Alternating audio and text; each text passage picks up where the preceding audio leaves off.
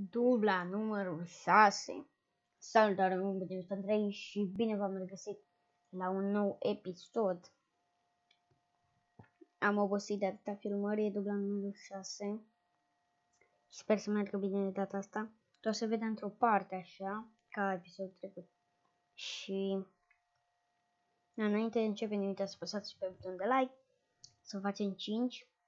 Facem pe lumea mea de data asta, n-am făcut 10 la episodul trecut, dar nu cred că o să facem prea repede și fără să filmez. Să zicem 5 la episodul ăsta, pentru episodul următor.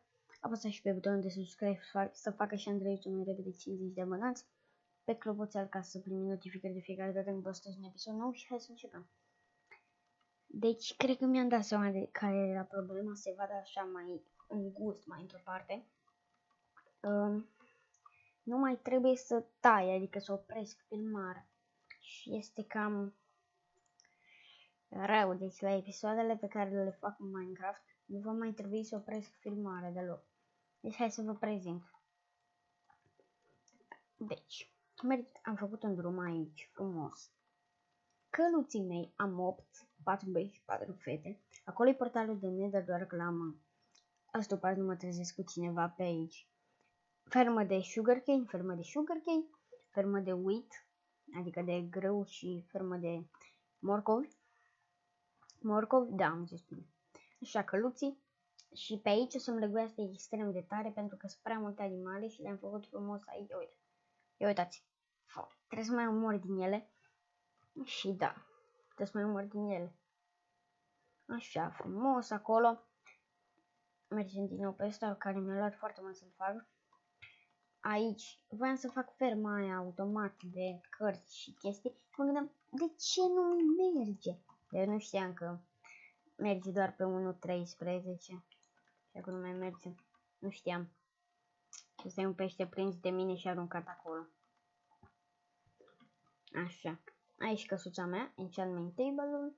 Acolo scrie Pitești, am scris eu. Mi-a luat mai mult să fac zidul ăla din spate decât să scriu.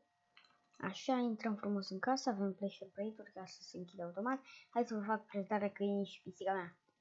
Cel nou, Ciocănel, Marian, Limbă, Mițu și Rip. Așa.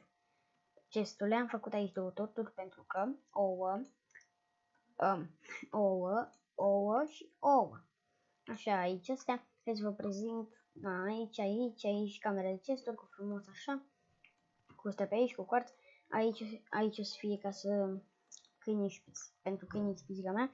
Hai să vă prezint ce enchant am eu. Am Protection 3, am Breaking 3, Protection 3, am Breaking 3. Eu le am în română, doar că puteți să le spun în engleză, dacă le vreți în română, le citiți de aici. Așa, Protection 3, am Breaking 3, Protection 4, mă mai încurc. Fire Aspect 2, am Breaking 3 și Sharpness 5. Power 4, am Breaking 3 și Flame. Am Breaking 3, Fortune 3 și Efficiency 4. Și Efficiency 3. Așa și m-am necat.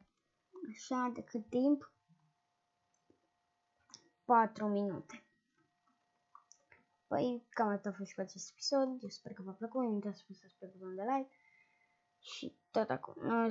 Noi ne vom revedea data viitoare. Pa!